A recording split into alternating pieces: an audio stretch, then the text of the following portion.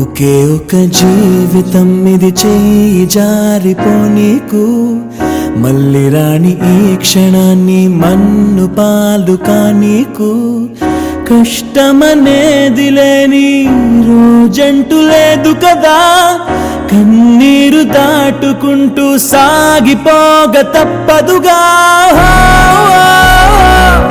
అమ్మ కడుపు వదిలిన అడుగడుగు ఆనందం కోసమే ఈ పరుగు కష్టాల బాటలో కడవరకు. Hi guys, this is smiley Sathvik. Moonlight media చేపట్టిన సరికొత్త కార్యక్రమం స్ఫూర్తి. ఇందులో భాగంగా మనం చేరుకున్న ప్రాంతానికి రావడం జరిగింది. ఆ ఆశ్రమంలో జరిగే విషయాలు మరి ఆసక్తికరమైన విషయాలు అదేంటో తెలుసుకోవాలని ఉందా? అయితే మాటతో పాటు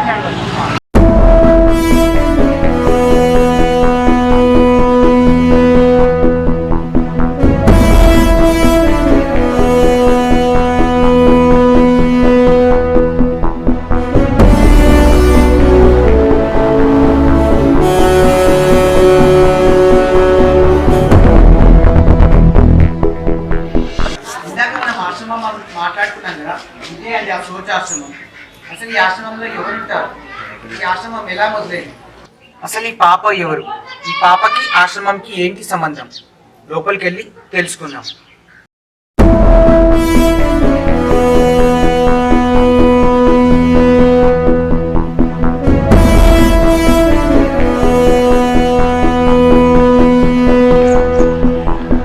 చిన్న వైకల్యం ఉంటేనే జీవితం శాపంలా భావిస్తారు కొందరు.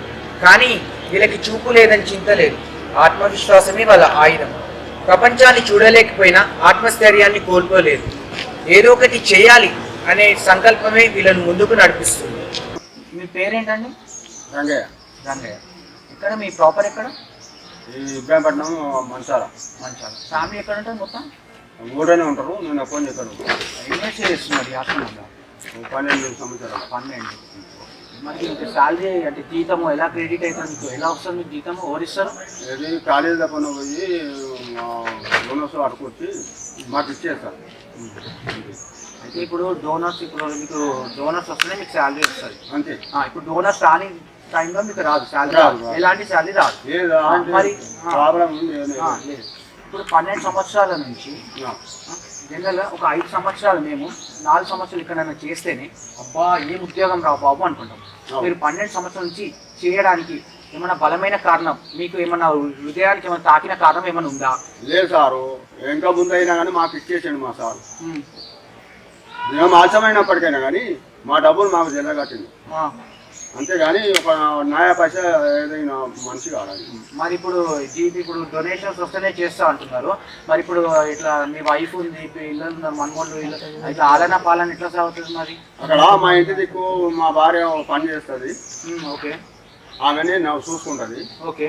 నేను ఇక్కడ వచ్చినప్పుడే ఇంటికి పంపిస్తాను అంతే. మరి మరి కుటుంబ సభ్యుల నుంచి ఏమి ఇట్లా వ్యతిరేకత ఏమి రాలేదా? రావట్లేదు కదా అని? లేదు లేదు, అట్లా ఏం లేదు. అందరూ సపోర్ట్ చేస్తున్నారా? అందరూ సపోర్ట్ చేస్తారు నాకు.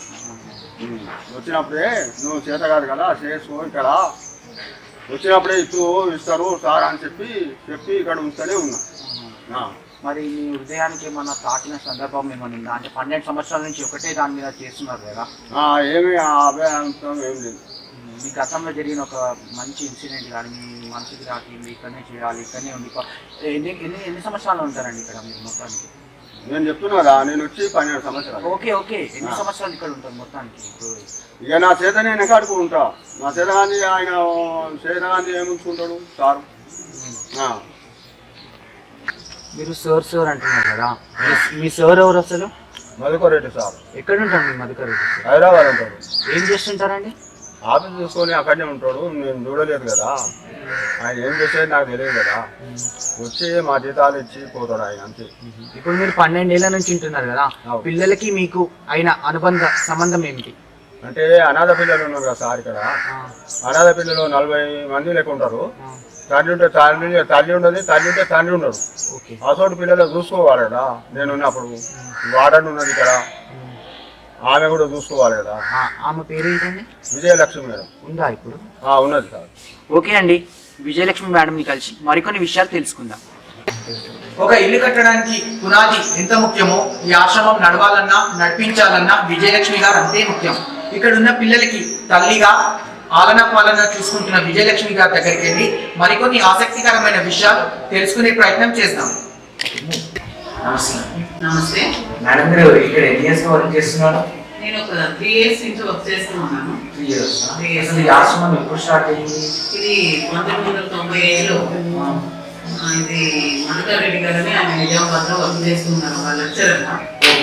అప్పట్లో ఈ పిల్లలు వాళ్ళు అందరూ రోడ్డు దాటుతూ వస్తూ ఉంటే ఎక్కడ ఉంటున్నారు ఏంటి అనేది అకామిడేషన్స్ లేవు, ఏం లేదు, ఒక గుడి దగ్గర ఉంటున్నామండి అన్నారు. మీ పేరెంట్స్ ఉన్నారా లేరంటే లేరండి అన్నారు. అప్పుడు ఆయన మనసు వికలమని నేనే ఒక ఆశ్రమం పెడితే బాగుంది, ఫౌండేషన్ పెడితే బాగుంటుంది, ఈ పిల్లలందరినీ నేను దగ్గర చేసుకుంటే బాగుంటుంది అని చెప్పి ఆయన 1995లో ఈ మన పెద్దమ్మపేటలో ఒక సైట్ తీసుకొని అందులో ఆశ్రమం పెట్టాలని నిర్ణయించుకున్నాను.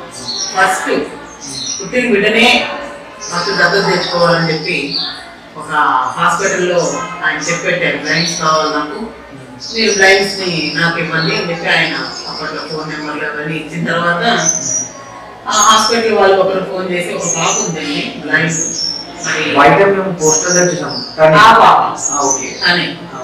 తన పేరు తన్ని 2 days పాప పొత్తిల్లోకి తీసుకున్నాడు సార్. తీసుకున్నప్పుడు నేను కొంచెం వర్క్ చేస్తున్నానండి, షెడ్ అవుట్ వేసుకుంటున్నాను, ఈ పాప కొద్ది రోజులు మీరు అంతా చూసుకుంటుండండి, ఇంకెవరైనా ఒక 4-5 సేవ్ అయిన తర్వాత పిల్లలను తీసుకుంటానని వచ్చి అక్కడ అంబర్పేటలో ఆయన ఫస్ట్ ఒక షెడ్ లాగా ప్రిపేర్ చేసుకున్నారు హాస్టల్. ప్రాపర్ ఎక్కడ మేడం? నాది ఆంధ్రప్రదేశ్ అండి, దాంట్లో నెల్లూరు డిస్టిక్ నాది. పిల్లలందరూ సెటిల్ అయిపోయిన తర్వాత ఏదన్నా ఒక చేయాలి అని ఒక దీంట్లో ఉందాము అనే ఆలోచనతో వెతుకుతూ ఉన్నప్పుడు నాకు ఈ సార్కు తెలిసిన ఫ్రెండ్, మాకు ఫ్యామిలీ ఫ్రెండ్ ఆయన. సరే మీరు రావాలనుకుంటున్నారు కాబట్టి ఇలా ఒక బ్లైండ్ ఆశ్రమం ఉంది, దాంట్లో వచ్చి ఉండగలుగుతారేమో ఉండండి అని. ఇప్పుడు 1995 నుంచి మీకు ఎంతమంది స్వచ్ఛంద సంస్థలకు ముందుకు వచ్చి సాయం చేయడానికి చేశారు? చాలా మంది చేశారు. కానీ ఈరోజు ఈ బిల్డింగ్ ఇంతవరకు ఉందంటే అందరు సహాయం చేయబట్టే ఉంది. గవర్నమెంట్ కూడా మాకు సహాయం చేసింది, కానీ ఏది కూడా 10 సంవత్సరాల వరకే చేస్తుంది, తర్వాత అయితే మనమే చూసుకోవాలి. ఆయన అప్పట్లో ఈ ల్యాండ్ మీద ఈ బిల్డింగ్ మీదే ఫోకస్ పెట్టి దీన్ని మంచిగా చేశారనమాట. కానీ ఇప్పుడున్న పరిస్థితులకి ఫండ్ ఏమి రావట్లేదు ఇక్కడ. ఎన్నో స్వచ్ఛంద సంస్థలు బయలుదేరాయి. మేడం, ఒక స్వచ్ఛంద సంస్థ కానీ ఒక పని కానీ చేస్తుంటే మనకి వ్యతిరేకతలు వస్తే ఇంకా మంచి పనులు వస్తుంది. సో మీకు వ్యతిరేకతలు ఎక్కువ వచ్చినా లేకపోతే మామూలుగా మంచిగా పొగలు ఎక్కువ వచ్చినాయి? వ్యతిరేకత ఎక్కువ ఉంది. కుటుంబం నుంచా లేకపోతే స్నేహితుల దగ్గర నుంచా? ఇక్కడ నుంచి కుటుంబం దగ్గర నుంచి కూడా నాకు సపోర్ట్ ఏం లేదు, కానీ ఒక సంస్థను మించిన సంస్థలు ఎన్నో వస్తున్నాయి. ఏం చెప్పాలనుకుంటున్నారు మేడం మా మూలైట్ మీద తరపు నుంచి? వాళ్ళకి ఏం చెప్పాలనుకుంటున్నారు వ్యతిరేకత? అంటే ఇక్కడ స్వచ్ఛతే ఉంది, ఇక్కడ ఎవరు దాన్ని వృధా ఖర్చు చేయట్లేదు, దుర్వినియోగం చేయట్లేదు. దాన్ని సద్వినియోగం చేసేటప్పుడు ఎందుకు ఇట్లా వ్యతిరేకం చెప్తున్నారో అని అనుకున్నాను. ఇంకోటి మేడం, ఇక్కడ బల్లా ఆశ్రమం ఇలా ఫౌండర్ వాళ్ళు తెలుసుకోవచ్చు ఒకసారి మేము? ఫౌండర్ ఈయన మధుకర్ రెడ్డి గారు. ఈయన డైరెక్టర్ శశిధర్ గారు. అప్పుడు వచ్చారట, కానీ నాకైతే డేట్ అయితే ఐడియా లేదు. ఫౌండర్ గారు మీకు చెప్తారు. అందరి సహకారంతోనే ఈ బిల్డింగ్ ఇంత పెద్దది అయ్యింది, కానీ దీంట్లో ఉన్న పిల్లలకి ఆదరణ తక్కువైంది. ఫౌండర్ పెట్టే పరిస్థితిలో లేదు. అందుకని ఈరోజు ఈ మూన్లైట్ వారిని మేము ఆశ్రయించడం జరిగింది. Madam, sorry to ask you, కానీ ఈ విషయం అడగాల్సిన విషయం కాదు, కానీ నేను అడుగుతున్నాను. మీరు 3 years నుంచి ఇక్కడ వర్క్ చేస్తున్నా అంటున్నారు. సో ఏంటంటే మీ ఫ్యామిలీ ఎలాంటి సపోర్ట్ చేసింది? అసలు మీ ఫ్యామిలీ ఏంటి? ఒకసారి మీరు మా మూలైట్ మీద ఒకసారి తెలియజేస్తున్నారు. నాకు ఫ్యామిలీ ఉందండి, ఒక పాప ఒక బాబు, భర్త అందరూ ఉన్నారు. కానీ వాళ్ళకి నా అవసరం ఎక్కువగా అనిపించలేదు. ఆ సందిగ్ధంలో ఉన్నప్పుడు నాకు భగవంతుడు ఇక్కడ ఆశ్రయం ఇచ్చారు. ఇక్కడ 75 మంది పిల్లలకి తల్లినేయండి. అక్కడ 2 పిల్లలు వద్దనుకున్నారు, కానీ భగవంతుడు నాకు 75 మంది పిల్లల్ని ఈరోజు మూన్లైట్ మీడియాకి ఈ ఆశ్రమం ఇక్కడ ఉంది అని తెలిసిందంటే దానికి కారణం రవీందర్ గారు. రవీందర్ గారి ఇన్ఫర్మేషన్ ప్రకారం ఈ సోచ్ ఆశ్రమంకి రావడం జరిగింది. సో రవీందర్ గారు, ఫస్ట్ మెయిన్ క్వశ్చన్ ఏంటంటే ఈ సోచ్ ఆశ్రమంకి మీకు అనుబంధం ఎప్పటి నుంచి స్టార్ట్ అయింది? ఈ యొక్క సోచ్ అనే సంస్థకి 1 year నుంచి మాకు అనుబంధం ప్రారంభమైంది. మొదటగా ఇబ్రాహీంపట్నం నుంచి కొత్తపేటకు వెళ్తున్న సమయంలో నేను మా ఫ్రెండ్ వెళ్తున్న టైంలో ఈ యొక్క బ్లైండ్స్ మన రోడ్డు మీదకి వచ్చి ఒక చైన్ సిస్టమ్గా నడుస్తూ ఉన్నారు. ఆ మూమెంట్లో నేను మా ఫ్రెండ్ బైక్ పైన చాలా స్పీడ్గా వెళ్తూ ఉన్నాం కాబట్టి బ్లైండ్స్ అబ్బాయికి అక్కడ గాయం తగిలింది. అబ్బాయిని తీసుకొచ్చి అబ్బాయికి హాస్పిటల్ అడ్మిట్ చేసి రావడం వల్ల ఇక్కడ వచ్చినటువంటి పరిస్థితులు విజయలక్ష్మి మేడం అనే మేడం ఉంటుంది. ఆ యొక్క మేడాన్ని పరిస్థితులు అడగడం ద్వారా మాకు ఇక్కడ ఉన్నటువంటి ప్రాబ్లమ్స్ అన్నీ చెప్పింది. టోటల్గా చెప్పడం వల్ల వీళ్ళ కోసం మేము హెల్ప్ చేయడాన్ని నిర్ణయించుకున్నాం. అప్పటి నుంచి మొత్తానికి మీకు ఆ రోజు అనేది మలుపు రాని రోజు అన్నమాట. అది ఆ జీవితంలో మర్చిపోరానటువంటి సందర్భం అది. ఓకే, ఇప్పుడు ఈ ఆశ్రమంలో మాకన్నా ఎక్కువ మీకే ఎక్కువ తెలుసు. దీంట్లో మెయిన్గా ఇక్కడ ఉన్న విద్యార్థులు కానీ పిల్లలు కానీ ఎదుర్కొంటున్న ముఖ్య సమస్యలు ఏమిటి? ఇక్కడ ఉన్నటువంటి సమస్యలలో చాలా ప్రాముఖ్యమైన సమస్య వాటర్ సమస్య. కాబట్టి ఇక్కడ ఎంతమంది పొలిటికల్ సంబంధించినటువంటి మన రాజకీయ నాయకులను అడిగితే వాళ్ళు సమయం ఇస్తా అంటారు, కానీ తప్పనిసరిగా వాళ్ళు రేపురా ఎల్లుండ్రా అనే తరుణంలో వాళ్ళు మాట్లాడుతూ ఉంటారు. కాబట్టి మేము రాజకీయ నాయకులను కూడా కలవడం జరిగింది, అదే రకంగా పోలీసు వాళ్ళని కూడా కలవడం జరిగింది. మీరు ఇంతవరకు కలిసిన ఎమ్మెల్యే ఎంపీస్ ఎవరో తెలుసుకోవచ్చు? అంటే వాళ్ళను డైరెక్ట్గా కలవలేదు, మాకు తెలిసిన త్రోలో మా ఫ్రెండ్ వాళ్ళతోని కలవడం జరిగింది. ఎవరిని కలిసారండి? పేరు చెప్పండి. అంటే మా ఫ్రెండ్ ఉంటాడు, మన మంచిరెడ్డికి సంబంధించినటువంటి ఇబ్రాహీంపట్నం సంబంధించి ప్రవీణ్ అనే అబ్బాయి మన ఫ్రెండ్ ఉంటాడు, టీఆర్ఎస్ పార్టీకి సంబంధించి. అతని మంచాల గ్రామం. వెళ్ళి అడిగారా ఇట్లా ప్రాబ్లమ్స్ ఉన్నాయి, వాటర్ ప్రాబ్లమ్స్ ఉన్నాయి అని అడిగారా? అదే మూమెంట్లో అడిగామనే మూమెంట్లో ఎన్నికలు రావడం వల్ల పెండింగ్ లో పడింది. ఇప్పుడు వాళ్ళు ఏమైనా హామీ ఇచ్చారా? పోనీ మీకు ఇట్లా చేస్తాను ఇట్లా ఏమైనా ఇట్లా హామీ అనేది కలిగించారా మీకేమన్నా? సో అలాంటి హామీలు అయితే ఇంతవరకు రాలేదండి. కాబట్టి మొత్తం మీద ఏదో రకంగా ఈ యొక్క సంస్థను అభివృద్ధి పరచాలనే కాన్సెప్ట్ తో మేము ముందుకు రావడం జరిగింది. నాతో పాటు మా యొక్క ఫ్రెండ్స్ ఒక 5-6 మెంబర్స్ ఉంటారు. ఇప్పుడు ఈ ప్రాబ్లం అనేది ఏం చేస్తే సాల్వ్ అవుతుంది అంటే దానికి ఇప్పుడు ఒక పర్మనెంట్ సొల్యూషన్ అంటూ ఉండాలి కదా. ఇప్పుడు దానికి ఇక్కడ ఉన్న వాటర్ ఫిల్టర్ పెట్టాలా, లేకపోతే ఇక్కడ ఉన్న అధికారులు వచ్చి పరిశీలించాలా? ఏం చేస్తే అది ప్రాబ్లం సాల్వ్ అవుతుందని మీరు అనుకుంటున్నారు? సో ఇక్కడ వాటర్ ప్రాబ్లం ఉంది కాబట్టి ఇక్కడ వాటర్ ఫిల్టర్ ఏర్పాటు చేస్తే ఇక్కడ ఉన్నటువంటి బ్లైండ్స్ ఆర్ఫన్స్ కి ఉపయోగపడుతుంది. అందులో రకంగా మినిమం ఒక వాటర్ బాటిల్ కొంటేనే 20 రూపీస్ అవుతుంది. ఒక వాటర్ ఫిల్టర్ పెడితే ఇక్కడ ఉన్నటువంటి ప్రజలకు కూడా ఉపయోగపడుతుంది. ఏదో ఒక రకంగా ఏదో ఒక విధంగా ఇక్కడ సంస్థకు డొనేషన్ రూపంలో సహకరించవచ్చు. ఈ సోచ్ ఆశ్రమంకి మీరు 1 year వాలంటీర్గా ఉన్నారు. అంతకుముందు మీరు ఏం చేసేవారు, ఇప్పుడు ఏం చేస్తున్నారు? మేము సోచ్ అనే సంస్థకి పరిచయం కాకముందు కొత్తపేటలో ఉన్నటువంటి ట్రాన్స్పోర్ట్ డిపార్ట్మెంట్లో జాబ్ చేసేవాడిని. కాబట్టి ఈ సోచ్ అనే సంస్థ పరిచయం కావడం వల్ల, కాబట్టి నేను చేసేది ఒక బిజినెస్ ఫీల్డ్ కాబట్టి మనకు ఖాళీ ఉన్న టైంలో మన యొక్క సోచ్ అనే సంస్థకి ఉన్నటువంటి స్టూడెంట్స్ని తీసుకెళ్ళి స్కూళ్ళల్లో కానీ, అదే రకంగా కాలేజీలలో కానీ, అదే రకంగా చిన్న ప్రోగ్రామ్స్, చిన్న చిన్న ఈవెంట్స్ ఇస్తూ వాళ్ళకి చిన్న మోటివేషన్ చేస్తూ వాళ్ళకి పాటి వాళ్ళు సహకరించుకొని డొనేషన్ చేసుకొని వారు కడుపున 3 పూటలు భోజనం చేయడానికి ఈ విధంగా మేము ప్రోగ్రామ్ చేసి ఇక్కడ ఉన్నటువంటి 75 మెంబర్స్కి మేము ఒక సహకారం అందించడం జరుగుతుంది సార్. రవీందర్ గారు, ఇంకొకటి మెయిన్ గా మాకు వచ్చిన ఇన్ఫర్మేషన్, ఇక్కడ ఒకటి రీసెంట్ గా ఒక సంఘటన అయింది, డబ్బుల మీద సమస్య అయింది. ఆ సమస్య ఏంటి ఒక్కసారి మా మూన్లైట్ మీడియా ఆడియన్స్ కి కూడా తెలవాల్సిన బాధ్యత కూడా ఉంది. సో ఇక్కడ ఉన్నటువంటి పరిస్థితులు చాలా ఘోరము. కాబట్టి ఇక్కడ ఉన్న 75 మెంబర్స్కి కనీసం 3 పూటలు కడుపున తినే సహకారం లేదు, ఇలాంటి సదుపాయాలు లేవు. కాబట్టి అదే రకంగా ఇక్కడ వర్కర్స్ ఉంటారు, కాబట్టి అక్కడ అది వాచ్మెన్ ఉంటాడు, అతనికి సాలరీ ఇవ్వడం, అదే రకంగా మన వార్డులో అది ఓటు వేసే వాళ్ళకు కూడా డబ్బులు ఇవ్వాలి. కాబట్టి అదే రకంగా మన కరెంటు బిల్లు, దీని మెయింటెనెన్స్ కోసం చాలా ప్రాబ్లమ్స్ అవుతున్న తరుణంలో మాకు శ్రీనివాస్ సార్ అనే వ్యక్తి పరిచయం కావడం జరిగింది. ఆ యొక్క పరిచయం ద్వారా మన స్టూడెంట్స్ వాళ్ళు కూడా రీసెంట్గా వచ్చి చిన్న ప్రోగ్రామ్ చేసి వాళ్ళ సహకారం మేరకు ఒక 12,000 సహకరించడం జరిగింది. ఆ యొక్క సహకారంలో మేము వాచ్మెన్ కానీ, అదే రకంగా ఇక్కడ మెయింటెనెన్స్ కానీ ఖర్చు పెట్టడం జరుగుతుంది సార్. ఇప్పుడు పిల్లలు ఎగ్జిస్టింగ్ పెంచడానికి మీరు ప్రోగ్రామ్స్ చేశారని చెప్పారు మాకు ఇందాక. మీరు ఏం ప్రోగ్రామ్స్ చేశారు, ఎక్కడ ప్రోగ్రామ్స్ చేశారు? పిల్లల్లో ఉన్నటువంటి టాలెంట్ మేము గుర్తించి వివిధ స్కూల్స్ కాలేజెస్కు వెళ్ళడం జరుగుతుంది. కాబట్టి అక్కడ ప్రోగ్రాంలో వాళ్ళకు ఉన్నటువంటి టాలెంట్ మేరకు మంచి సింగర్స్ ఉన్నారు, మంచి మిమిక్రీస్ ఉన్నారు, మంచి మంచి కామెడీస్ ఉన్నారు. అదే రకంగా క్రికెట్ ఆడడం కూడా జరుగుతుంది. వాళ్ళు బ్లైండ్స్ అయినప్పటికీ చెస్ కూడా ఆడడం జరుగుతుంది. కాబట్టి వాళ్ళ టాలెంట్తోనే వాళ్ళ సొంతంగా వాళ్ళకు ఈ యొక్క సంస్థ ముందుకు నడవడానికి వాళ్ళ అడ్జస్ట్మెంట్ కోసం ఆ విధంగా ప్రోగ్రామ్ చేయడం జరుగుతుంది. ఇంకో ఇన్ఫర్మేషన్, ఒక చిన్న ఇన్ఫర్మేషన్. రషీద్ అనే కుర్రాడు సూపర్ సింగర్స్ 7 మీ ఆశ్రమం నుంచే వెళ్ళాడు. ఆయనకి ఈ ఆశ్రమం నుంచి ఎలాంటి ప్రోత్సాహకరం దొరికింది? అంటే రషీద్ చిన్నప్పటి నుంచే ఇక్కడ ఉన్నటువంటి మేడమ్స్ సార్ వాళ్ళు మంచి రెస్పాన్స్ ఇవ్వడం జరిగింది. మంచి అంటే తనకున్నటువంటి టాలెంట్ ఏంటంటే సింగింగ్, మంచిగా సాంగ్స్ పాడగలుగుతాడు. కాబట్టి ఏదో ఒక రకంగా అబ్బాయిని ఫోకస్ చేస్తే సంస్థ డెవలప్ కావడానికి కూడా అవకాశం ఉంటుంది. కాబట్టి ఆ విధంగా తనను సింగింగ్ కోసం సార్ వాళ్ళు కృషి చేసి పంపించడం జరిగింది. మరి అప్పుడంతా టాలెంట్ ఉన్న వ్యక్తి ఇక్కడ నుంచి వెళ్ళినప్పుడు మళ్ళీ ఇప్పుడు ఈ ఆశ్రమం ఎందుకు పట్టించుకోవట్లేదు? ఎవరు ఎందుకు స్వతంత్ర సంస్థలు కానీ ఎవరు ఎందుకు ముందుకు రావట్లేదు? ఇప్పుడు రషీద్ దాదాపుగా ఇప్పుడు తన ఓన్గా స్టేజ్ ప్రోగ్రామ్ చేస్తున్నాడు. కాబట్టి తన ఉన్నటువంటి టాలెంట్ తన ఓన్గా ఉపయోగపడుతున్నాడు. కాబట్టి అది తనకు తెలుసు. కాబట్టి ఫండ్స్ మాత్రం రావట్లేదు.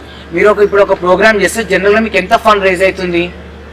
జనరల్గా ఫోన్ అంటే మేమేం చేయగలుగుతాం, దాదాపుగా రావచ్చు రాకపోవచ్చు. ఓకే, ఇప్పుడు వరకు వచ్చిన మీకు హైయెస్ట్ ఫండ్ ఎంత? అంటే ఒక ప్రోగ్రామ్ చేసినందుకు ఒక మీ దృష్టికి వచ్చిన హైయెస్ట్ ఫండ్ ఎంత? మా దృష్టికి వచ్చినటువంటి హైయెస్ట్ ఫండ్ ఒక 51,000. అది మోడల్ స్కూల్లో. ఇదండి రవీందర్ గారి అభిప్రాయం మూన్లైట్ మీడియాతో పంచుకున్న విషయాలు. సో రవీందర్ గారు, చివరిగా మా మూన్లైట్ మీడియా ద్వారా మీరు ఏం చెప్పాలనుకుంటున్నారు? సో మనం పార్టీ మనము ఉంటే సరిపోదు. మనం ఎంత సంతోషంగా ఉన్నామో ఆ యొక్క సంతోషాన్ని లేనటువంటి వాళ్ళకు, బ్లైండ్స్ కానీ ఆర్ఫన్స్ అంటే వాళ్ళకు ఉన్నటువంటి హ్యాపీనెస్ చూడడం నాకు చాలా సంతోషకరమైన విషయము. కాబట్టి ఈరోజు ప్రత్యేకంగా మూన్లైట్ వాళ్ళు రావడం, మా యొక్క సంస్థకు రావడం చాలా సంతోషకరమైన విషయం. ఈ యొక్క మూన్లైట్ వాళ్ళు మాకు పరిచయం ద్వారా శ్రీనివాస్ సారు, అదే రకంగా మన బ్రదర్ మహేష్, అదే రకంగా మన స్వాతిక్ అన్నగాళ్ళు అన్నవాళ్ళు వచ్చి ఈ విధంగా ఇక్కడ ఉన్నటువంటి సమస్యలను తెలియపరిచి ఈ యొక్క సమస్యలు సాల్వ్ కావడానికి ప్రత్యేకంగా వాళ్ళు చూపినటువంటి శ్రద్ధను బట్టి, వాళ్ళ మానవత్వాన్ని బట్టి మనకు ప్రత్యేకంగా మా యొక్క సంస్థ తరపున వాళ్ళకు ధన్యవాదాలు తెలుపుతున్నాం.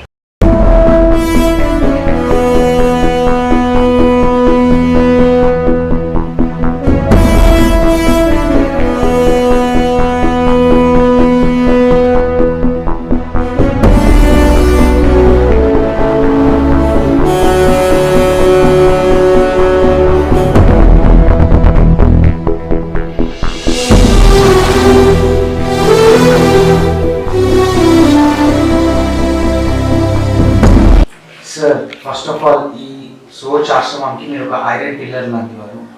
సార్, ఫస్ట్ ఆఫ్ ఆల్ మీకు ఈ కాన్సెప్ట్ అనేది ఐడియా పెట్టాలన్న ఆలోచన ఎలా వచ్చింది సార్ మీకు?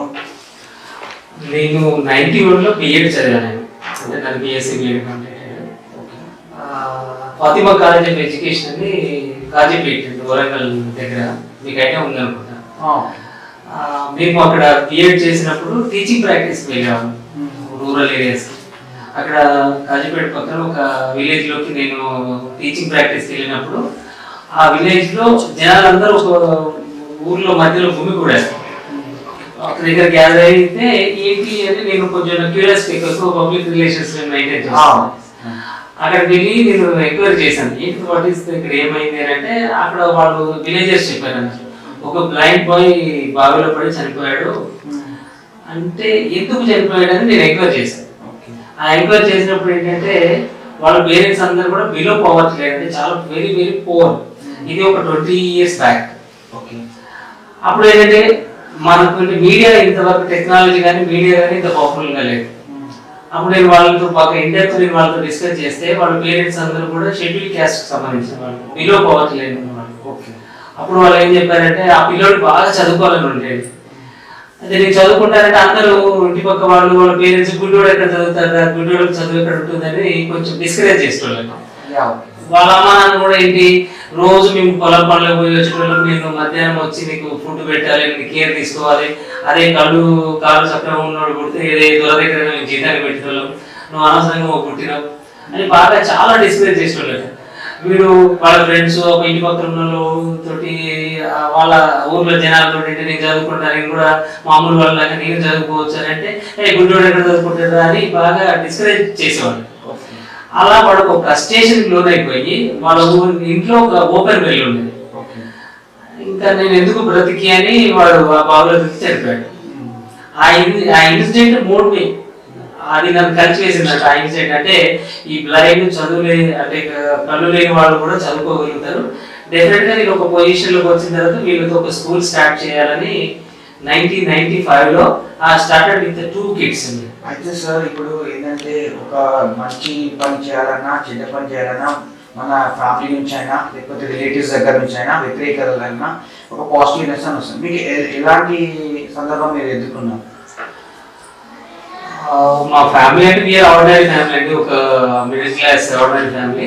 నేను హైదరాబాద్ వచ్చేసి నా ఎడ్యుకేషన్ అయిపోయిన తర్వాత ఇక్కడ ఒక స్కూల్ స్టార్ట్ చేశాను, commercial school, with the support of మా టీచర్స్.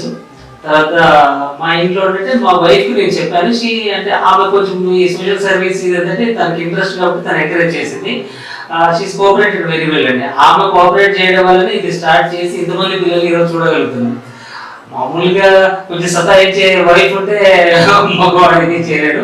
ప్రతి సక్సెస్ఫుల్ పర్సన్ వెనకాల ఒక ఆడవాళ్ళు ఉంటారు అనేది చెప్తుంటారు. ప్రాక్టికల్ ఏంటంటే నాకు మా వైఫ్ నుంచి చాలా కోఆపరేషన్ అండి, అన్ని రకాలుగా సపోర్ట్ చేస్తుంది. నాకు ఫస్ట్ ఈ ఇన్స్టిట్యూషన్ కి ఫస్ట్ డోనర్ ఎవరంటే మా మిస్సెస్ వాళ్ళ పెద్దమ్మ గారు. ఆవిడ టెలికమ్యూనికేషన్స్ లో రిటైర్డ్ అయ్యి ఖాళీగా ఉండేవారు. అతను నేను ఇది స్టార్ట్ చేస్తున్నానంటే ఆవిడ ఫస్ట్ డోనర్. ఆవిడ బంగారు గాజులు ఇచ్చారు నాకు, ఈ ఇన్స్టిట్యూషన్ స్టార్ట్ చేసుకోమ్మా అని. ఆవిడ స్టార్టింగ్ లో ఆవిడ ప్రెసిడెంట్ గా ఉన్నారు, నేను సెక్రటరీగా ఉన్నాను. అప్పుడు ఇప్పుడు ఆవిడ చనిపోయారు. ఆవిడ చాలా నాకు బూస్టర్స్ ఇచ్చారు, చాలా సపోర్ట్ చేశారు. ఆ తర్వాత మెల్లిమెల్లిగా నా ఫ్రెండ్ శశిధర్ అని నాతో వచ్చి జాయిన్ అయిపోయి తను లైఫ్ అంతా డెడికేట్ చేశాడు. మేమిద్దరం, తన సెక్రటరీ, నేను ఫౌండర్గా ఉన్నాం. ఇప్పుడు అలా సక్సెస్ఫుల్గా దీన్ని ఇన్ని ఇయర్స్ నుంచి రన్ చేయగలుగుతున్నాం. ఈ బిల్డింగ్ కట్టగలిగాం. తర్వాత నెంబర్ ఆఫ్ పీపుల్ మాకు ఈ బిల్డింగ్ కట్టడానికి కోఆపరేట్ చేశారు. వాళ్ళందరికీ మీ మీడియా తరఫున నేను కృతజ్ఞతలు తెలియజేసుకుంటున్నాను. ఇంకో క్వశ్చన్, ఇప్పుడు శారద అనే ఒక పాప వల్ల ఈ ఆశ్రమం స్టార్ట్ అయిందని మాకు ఒక కాసిప్ అనేది వినపడ్డది మీ గురించి. అది అసలు శారద మీ లైఫ్ లోకి రాకపోతే మీ లైఫ్ ఎలా ఉండేది? ముందు మనం ఇన్స్టిట్యూషన్ స్టార్ట్ చేశాను నేను.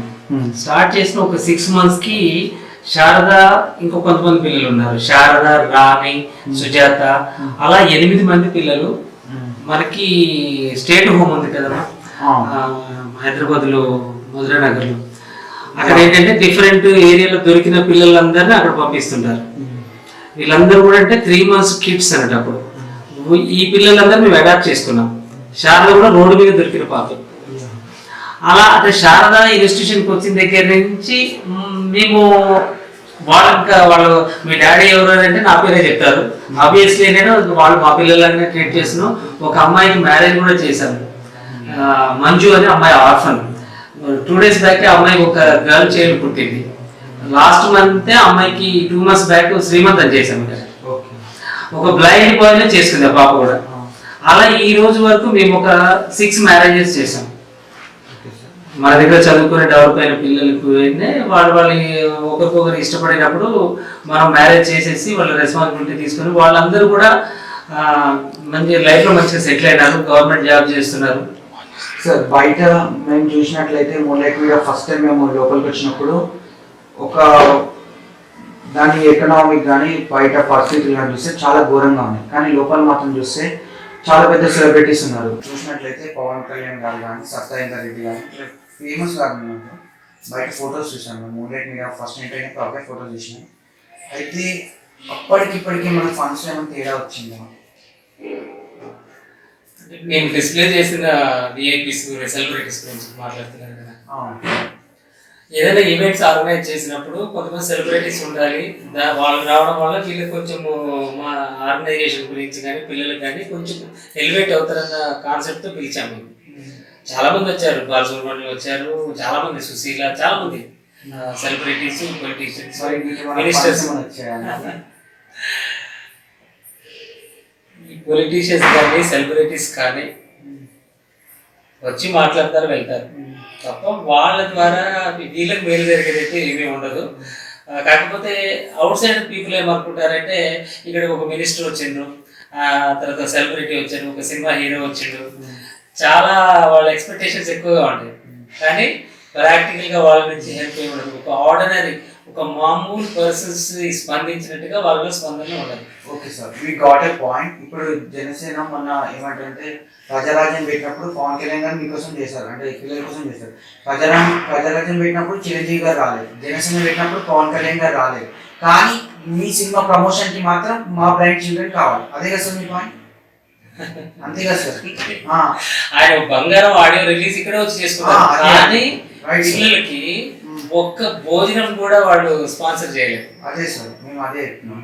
ఇప్పుడు వాళ్ళ అన్నయ్య పార్టీ పెట్టారు, అప్పుడు కొన్ని ఇక్కడ అంత హెల్ప్ చేయాలనుకుంటే ఇక్కడ ఏం చేయలేదు. మన రీసెంట్గా జనసేన పార్టీ పెట్టారు, దానికోసం కూడా ఏం చేయలేదు. కానీ మీ సినిమాలకు మాత్రం, మీ ప్రమోషన్లకు మాత్రం మేము కావాలి. కాకపోతే ఏంటంటే గుత్తా సుఖేందర్ రెడ్డి ఎంపీ ఉన్నారు కదా, మన నల్గొండ ఎంపీ, తర్వాత సుబ్రహ్మరెడ్డి ఉన్నారు, సుబ్బిరామరెడ్డి ఐడియా, వాళ్ళిద్దరు హెల్ప్ చేశారు బిల్డింగ్ కన్స్ట్రక్షన్ కి. ఆ తర్వాత సుచరిత రెడ్డి గారని ఒక ఎన్ఆర్ఐ ఉన్నారు, Anam Ramanarayana Reddy sister, ex finance minister. ఆవిడ ఈ బిల్డింగ్ కట్టడానికి దాదాపుగా చాలా ఆవిడ సర్కిల్లో ఉన్న వాళ్ళందరి దగ్గర ఫండ్స్ రేజ్ చేసి ఇచ్చారు. షీఈ్ ద అంటే ఈ బిల్డింగ్ కి ఫౌండేషన్ ఆవిడే అనుకోవాలి. ఆవిడ ఇచ్చిన ధైర్యంతో మేము స్టార్ట్ చేశాము. ఆవిడ డిఫరెంట్ పీపుల్ దగ్గర నుంచి ఫండ్స్ కలెక్ట్ చేశారు, సుబ్రహ్మరెడ్డి గారు. తర్వాత కేసీపీ సిక్వెంట్స్ ఇందిరాదత్ గారు కూడా హెల్ప్ చేశారు, లక్ష్మీ మిషన్ వర్క్స్ కోయంబత్తూరు, ఇలా కొంతమంది ఉన్నారు. సెలబ్రిటీస్, పర్టికులర్గా సెలబ్రిటీస్ పొలిటీషియన్స్ అనుకునే వాళ్ళ దగ్గర నుంచి మాకు ఎలాంటి సపోర్ట్ అయితే రాలేదు, వాళ్ళ దగ్గర నుంచి మేము ఎప్పుడు ఎక్స్పెక్ట్ చేయలేదు, అవి రావు కూడా. సార్ ఇప్పుడు కాంపౌండ్ వాల్ లోపల మేము ఇంకోటి కూడా అబ్జర్వ్ చేసాం సార్, ఒక కన్స్ట్రక్షన్ అయిన బిల్డింగ్ సగంలో ఆగిపోయింది సార్. దాని ఇంకా ఉన్న అసలు కథ ఏంటి సార్? అసలు దాని స్టోరీ ఏంటి సార్? స్టోరీ ఏం లేదమ్మా, బిల్డింగ్ ను ఇప్పుడు గ్రౌండ్ ఫస్ట్ ఫ్లోర్ చేసాం, కంప్లీట్ చేసాం, పిల్లల్ని అకామిడేషన్ ఇవ్వగలిగాం. సెకండ్ ఫ్లోర్ కూడా రూఫ్ వేసాం.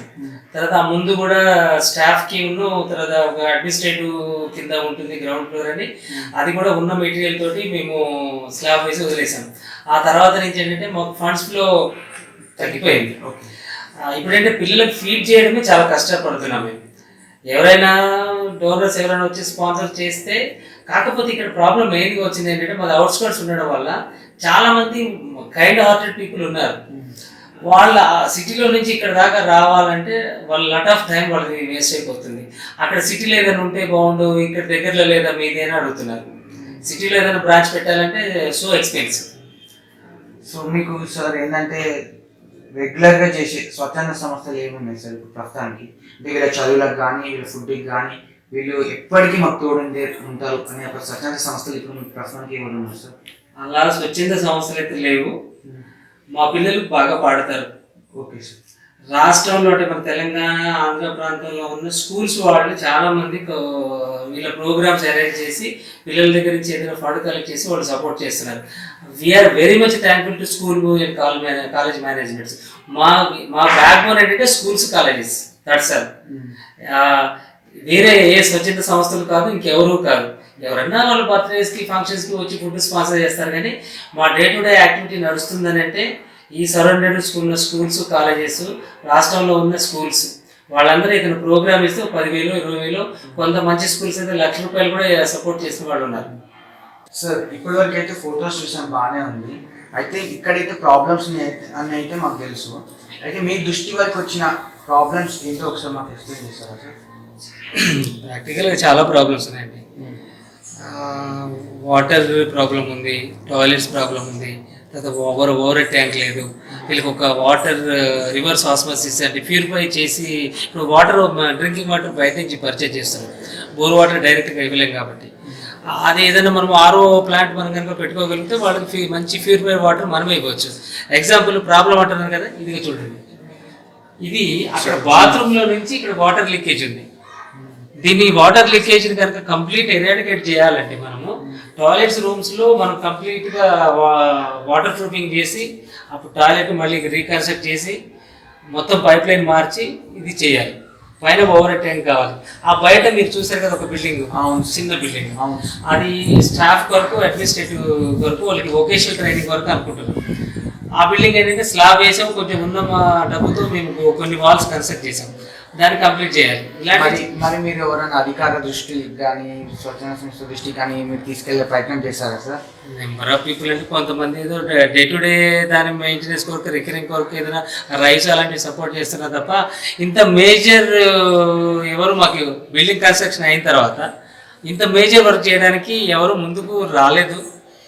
ఫ్యూచర్లో మీ ద్వారా ఎవరైనా మీరు తయారు చేసే ఈ కాన్సెప్ట్ ద్వారా ఎవరైనా ముందుకు వస్తే we are very thankful to behalf of the children తరఫున మేమందరం వాళ్ళకి రుణపడి ఉంటాం. ఇదండి ఇక్కడ బ్లైండ్ పీపుల్ తినే మెస్ ఇది చూడండి. బ్లైండ్ పీపుల్ అనేది ఉంటున్నారు, అక్కడ కొందరు వర్కర్స్ ఉన్నారు, వాళ్ళతో కూడా ఒకసారి మాట్లాడే ప్రయత్నం మనం చేద్దాం. మీ ఫుడ్ షెడ్యూల్ ఏంటంటే ఇక్కడ బ్రేక్ఫాస్ట్, లంచ్, డిన్నర్. ఏం పెడుతుంటారు మీరు? జనరల్గా బ్రేక్ఫాస్ట్ అంటే ఎక్కువ ఏం పెడతారు, లంచ్ అయితే ఏం పెడతారు, డిన్నర్ ఏం పెడతారు? పొద్దున్న టిఫిన్ అయితే ఉప్మా,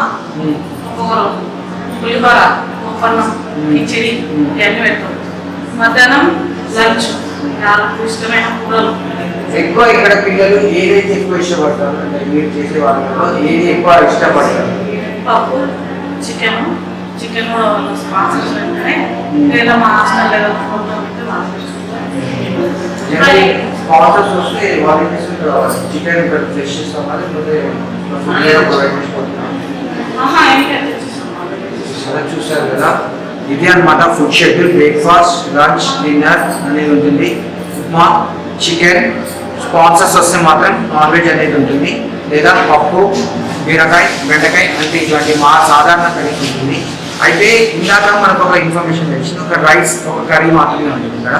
ఒక్కొక్కసారి ఇక్కడ ఉన్న పరిస్థితి ఎట్లా అంటే కర్రీ ఉండడం కూడా సరిగ్గా మళ్ళీ ఉండకుండా అప్పుడు అన్నంనే కోపన్నం, పులిహోర లాంటివి చేసేసి పెట్టాను. ఇది ఇక్కడ ఎదుర్కొంటున్న ఫుడ్ లో కూడా ఇది ఒక సమస్య. కష్టంగా ఉన్నా ఏది ఉన్నా కానీ అడ్జస్ట్ అయ్యి ఇష్టంతో తింటున్నారు. ఒకసారి అవుట్డోర్ కి కూడా వెళ్ళి చూద్దాం, మెస్ట్ అవుట్డోర్ కి ఒకసారి ఇక్కడ చూడండి. ఒకసారి ఇక్కడ చూడండి, చుక్క నీళ్లు కూడా లేని సమస్య. ప్రతి ఒక్క ట్యాప్ అనేది ఇక్కడ సమస్యతో ఉన్నది. చూడండి, ఎవ్రీ ట్యాప్ ఇక్కడ నీళ్ళ సమస్య. ఇందాక రవీందర్ గారు చెప్పినట్టు నిజంగానే ఇక్కడ నీటి సమస్య చాలా అంటే చాలా తీవ్రంగా ఉంది. ఒక్క ట్యాప్ లో కూడా చుక్క నీళ్ళు లేని పరిస్థితి. ఒకసారి కెమెరా అనేది ఒకసారి కిందికి పెడుతున్నాం, ఒకసారి చూడండి. ఇది నా చెయ్యి పెట్టాను, చుక్క నీళ్లు లేని సమస్య ప్రాబ్లం ఇక్కడ. ఇది మెయిన్ గా ఇక్కడ ఎదుర్కొంటున్న బ్లైండ్ పీపుల్ ఒక సమస్య. ఏ ట్యాప్ నుంచి కూడా ఒక్క చుక్క నీళ్లు కూడా రాదు ఇది. సో ఇప్పటికైనా సరే ప్రభుత్వ అధికారులు ముందుకొచ్చి, స్వచ్ఛంద సంస్థలు ముందుకొచ్చి ఈ సమస్యను వీలైనంత తొందరగా సాల్వ్ చేస్తారని మూడేటి మీద ద్వారా కోరుకుంటున్నాను.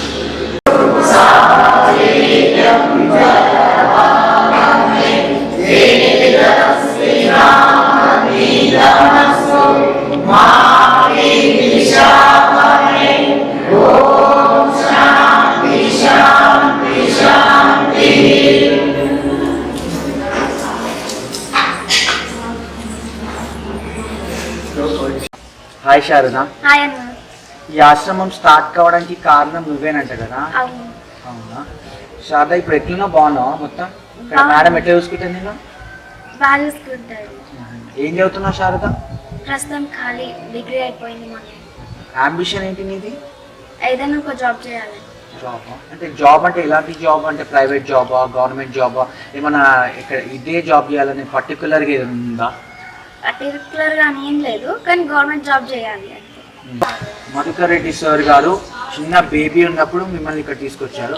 అప్పటి నుంచి ఇప్పుడు వరకు మధుకర్ రెడ్డి సార్ గారికి మీకు తండ్రి కూతుర్లుగా మంచి అనుబంధం ఉంది.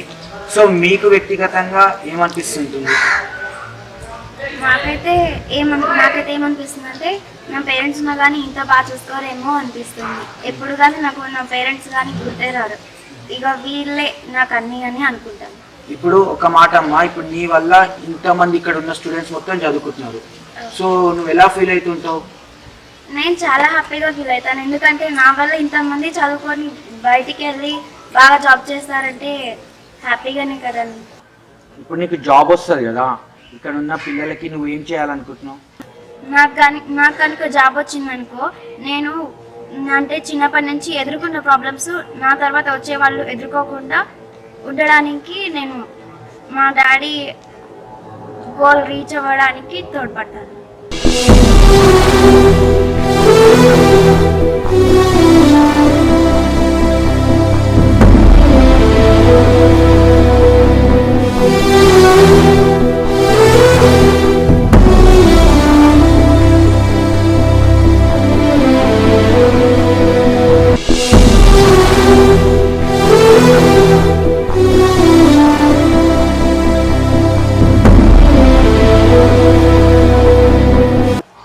శారద, ఇప్పుడు మా మూన్లైట్ మీడియా ద్వారా అన్నయ్యగా అడుగుతున్నా, మీ పేరెంట్స్ కనుక ఈ మూన్లైట్ మీడియా ద్వారా స్ఫూర్తి ప్రోగ్రామ్ దగ్గరతోని మీ దగ్గరకు వచ్చిరనుకో, నువ్వేం సమాధానం చెప్పాలనుకుంటున్నావు వారికి?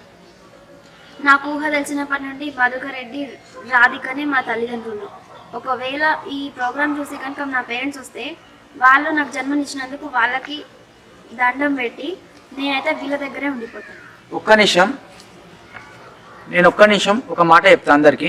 ఒక విషయం చెప్తున్నా, ఇలాంటి తల్లులు బంగారం అంటే బంగారం, కోటికి ఒకరు ఉంటారు. ఎక్కడున్నా కానీ శారద పేరెంట్స్ ఎక్కడున్నా కానీ తను కాదండి అన్లకి, మీరు అన్లకి. ఓకే శారద, నీ పెళ్లి బాధ్యత ఎవరి మీద వదిలేసావు? మా డాడీ పైన. డాడీ అంటే నీకంటూ ఒక సొంత అభిప్రాయాలు ఏముండవా? మా డాడీ మాటే నా మాట, నా మాటే మా డాడీ మాట. ఎవరు మీ డాడీ? ఎవరు? మధుకరెడ్డి సారా. ఓకే శారద, మీతో మాట్లాడినందుకు మేము మా మూన్లైట్ మీడియా ప్రేక్షకులు చాలా హ్యాపీగా ఫీల్ అయ్యాం. మా మూన్లైట్ మీడియా కోసం ఏదైనా స్వరం అందిస్తావా? మౌనంగానే ఎదగమని మొక్క నీకు చెబుతుంది, ఎదిగిన కొద్దీ వదగమని అర్థమందులో ఉంది. అపజయాలు కలిగిన చోటే గెలుపు పిలుపు వినిపిస్తుంది, ఆకులన్నీ రాలిన చోటే కొత్త చిగురు కనిపిస్తుంది. దూరం ఎంత ఉందని దిగులు పడుకునేస్తమా, దరికి చేర్చుదారులు కూడా ఉన్నాయిగా. భారం ఎంత ఉందని బాధపడుకునేస్తమా, బాధ వెంట నవ్వుల పంట ఉంటుందిగా. సాగర వదనం మొదలవగానే విషమే వచ్చింది, విసుగే చందుకు కృషి చేస్తే నీ అమృతమిచ్చింది. అవరోధాల దేవుల్లో ఆనందనిధి ఉన్నది, కష్టాల వారిది దాటిన వారికి సొంతమవుతుంది. తెలుసుకుంటే సత్యమిది, తలుచుకుంటే సాధ్యమిది. మౌనంగానే ఎదగమని మొక్క నీకు చెబుతుంది, ఎదిగిన కొద్దీ వదగమని అర్థమందులో ఉంది.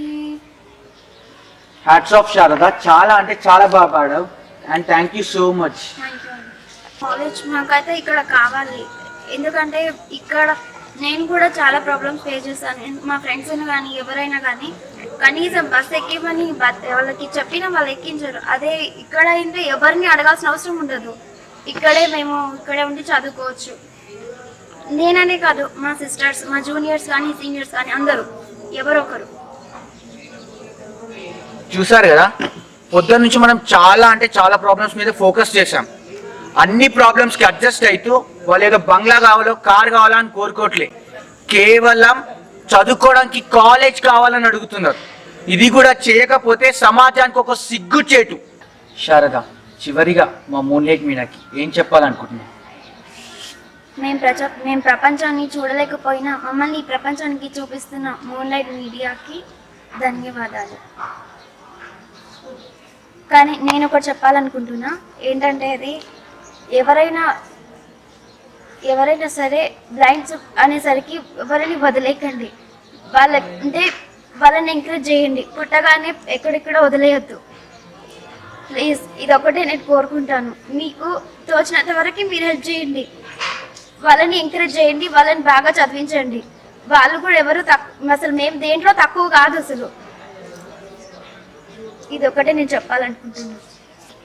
శారద, ఇప్పుడు బయట ఉన్న వారి టాలెంట్ కన్నా మీ టాలెంట్ చాలా ఎక్కువ, మీరు ఎన్నో తక్కువ తీసుకోలేదు. సో ఇంకా చిన్న చూపు చూస్తున్న ప్రజలకి ఒక గట్టిగా ఏం చెప్పాలనుకుంటున్నారు శారద? మీరు మాకు ఏదో చేయాల్సిన అవసరం లేదు, మాకు కొంచెం అవకాశం ఇవ్వండి అంతే. అవకాశం ఇచ్చి చూడండి, మేమేంటో మేము ప్రూవ్ చేసుకుంటాం. తల్లిదండ్రులని ఇట్లాంటి బ్లైండ్ పీపుల్ కానీ వదిలేసిన నిన్ను ఈరోజు నేను శారద బ్లైండ్ అని చెప్పేసి నిన్ను నీ పేరెంట్స్ వదిలేశారు. అలాంటి వాళ్ళకి నువ్వు డిగ్రీ వారికి తీసుకొచ్చి ఒక గుణపాఠం లెగిచ్చావు కదా. మరి అలాంటి పేరెంట్స్కి నువ్వు ఏం చెప్పాలనుకుంటున్నావు? ఇట్లా వదిలేస్తున్న పేరెంట్స్కి, ఏదో డిఫెక్ట్ ఉందని వదిలేస్తున్న పేరెంట్స్కి నీ జ్ఞానం ఇంత ఉపయోగించావు కదా, వాళ్ళకి ఏం చెప్పాలనుకుంటున్నావు శారద? అలాంటి పేరెంట్స్కి నువ్వు ఏం చెప్పాలనుకుంటున్నావు? వాళ్ళకి నేనైతే చెప్తాను, నా తల్లిదండ్రులు లాంటి ఇంకా మిగిలిన పేరెంట్స్ ఎవరైనా సరే, అది బ్లైండే కానీ, అది హ్యాండిక్యాపే కానీ, డెఫ్ అండ్ డమ్ కానీ, ఎవరైనా సరే పుట్టిరని చెప్పేసి ఎక్కడ కూడా పడేసి వాళ్ళని అసలు వేరు చేసుకోకండి. మీ వల్ల ఎంతవరకు మీరు సాధండి అంతే. వాళ్ళకి చదువు చెప్పండి, చదువు చెప్పించండి. ఇక్కడ కాకపోతే ఎక్కడో ఒక చోట వాళ్ళని బాగుపరిచే దారి చూపెట్టండి. ఇక్కడ ఉన్న వాళ్ళందరూ బ్లైండ్, మీరు చూస్తున్నారు కదా, ఇక్కడ ఉన్న వారి అందరు బ్లైండ్. ఇక్కడ సమస్య ఏంటో వాళ్ళతోనే విని తెలుసుకుందాం. రమేష్ వీడియో నాకు మొన్న వాట్సాప్లో వచ్చింది. ఒక ఇద్దరు అమ్మాయిలు ఏడుస్తున్నారు కూడా. ఆ వీడియో నేను ట్విట్టర్లో కూడా పెట్టడం జరిగింది. ఒకసారి రమేష్ ద్వారా విందాం. రమేష్, ఆ రోజు ఎందుకు అంతగానం ఆవేశమైన, అసలు ఆ రోజు జరిగిన పరిస్థితి ఏంటి? సార్ ఆ రోజు జరిగింది ఏంటంటే, ఆ రోజు మేము సెంటర్ దగ్గర ఉన్నాం, మమ్మల్ని ఎగ్జామ్ రానియలేదు సార్. ఆ రోజు ఇంగ్లీష్ ఎగ్జామ్ అయితే మమ్మల్ని ఎగ్జామ్ రానియలేదు. మేము తెచ్చుకున్న రైటర్స్ని రానియలేదు. మళ్ళీ వాళ్ళని వెనక్కి పంపించేసిండ్రు. వాళ్ళు ఇచ్చిన రైటర్ని రాయాలని చెప్పేసి వాళ్ళు కోర్స్ చేశారు. అయినా మేము వినలేదు. తర్వాతకి అయినా వాళ్ళు ఇబ్బంది పడి మళ్ళీ వాళ్ళు ఎలాగైనా సరే వీళ్ళని మా పిల్లలతోనే రాపియాలని చెప్పేసి వాళ్ళ ఇంటర్మీడియట్ పిల్లల్ని తీసుకొచ్చి మాకు రాయించారు సార్. ఏం పేరమ్మా నీ పేరు? నా పేరు ముస్కాన్. ఏంటి ప్రాబ్లం ఏంటి అసలు? నేను కాలేజ్ నుంచి వచ్చేప్పుడు రోడ్ పైన బస్ కోసం వెయిట్ చేస్తున్నా. అప్పుడు బైక్ వచ్చి గుద్దింది, నాకు యాక్సిడెంట్ అయింది. మొన్న ఉస్మానియా హాస్పిటల్ నన్ను జాయిన్ చేశారు. చాలా సీరియస్ గా ఉండే చాలా నుంచి. ఇప్పుడు దీనికి పరిష్కారం అంటే, ఇప్పుడు బయటికి వెళ్తున్నారు, మీకు బస్సులు ఎక్కాలి, ఒక సహకారం ఉండదు. దీనికి ఇది ఏం చేస్తే ఈ సమస్య అనేది పోతుంది? మాకు ఇక్కడ కాలేజ్ పెడితే బాగుంటది, ఇక్కడే బయటకు వెళ్ళకుండా. ఇంకోరికైనా అయిందా ఇట్లా యాక్సిడెంట్? ఇట్లా మీ ఒక్క దానికైనా అంటే? ముగ్గురు ఫ్రెండ్స్ కండి. ముగ్గురు ఫ్రెండ్. ఎవరెవరు ఆ ముగ్గురు? మనీషా. ఇది చూడండి ఒకసారి ఇది చూడండి, ఇక్కడ చూడండి. ఇది ఇక్కడ ఉన్న పరిస్థితి. అయితే సొంతంగా ఒక కాలేజ్ ఉంటే, బయటకు ఎక్కడో చదువుకోవడానికి వెళ్ళకుండా సొంతంగా కాలేజ్ ఉంటే చదువుకోవడానికి వీలైతుందని ఇక్కడ పిల్లలు చెప్తున్నారు. ఏం పేరు నీ పేరు? శ్యామ్. ఇక్కడ ఇంకో ఏమైనా సమస్యలు ఉన్నాయా? ఇప్పుడు ఎగ్జామ్స్ కాకుండా ఇంకా ఏమైనా సమస్యలు ఉన్నాయా? ఉన్నాయండి. వాటర్ ప్రాబ్లం కూడా మాకు చాలా ఉంది. సో ఏంటంటే మాకు బోర్ రిపేర్ ఉంది.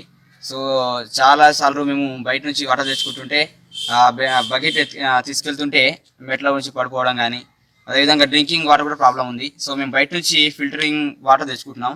అదేదో ఇక్కడనే మా సంస్థలు ఏర్పాటు చేసుకుంటే, బయట నుంచి ఎక్కడి నుంచో తెచ్చుకోకుండా మా సంస్థలో మేము ఏర్పాటు చేసుకుంటే మాకు కూడా వీలుంటుందని మేము తెలియజేస్తున్నామండి. అన్ని అవయవాలు బాగున్న మనమే ఏదైనా పని ఉంటే ఏదో వంకతో తప్పించుకుంటాం.